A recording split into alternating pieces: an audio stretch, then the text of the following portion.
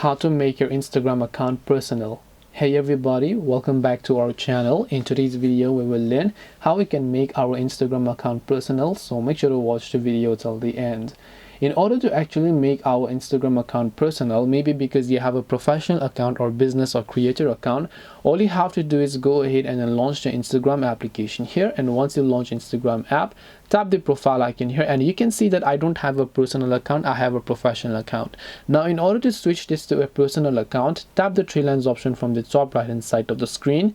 Just scroll down a bit further below and look for the option called creator tools and controls. So I'm also going to go and just look for those type of options here, and under this professionals you can see business tools and controls or creator tools and controls, depending on whether you have a creator or business account.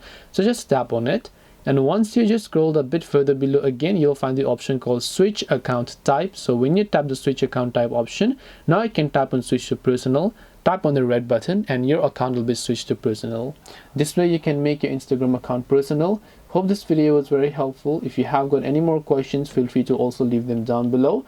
Thank you for watching till the end of this tutorial, and see you soon in our next video.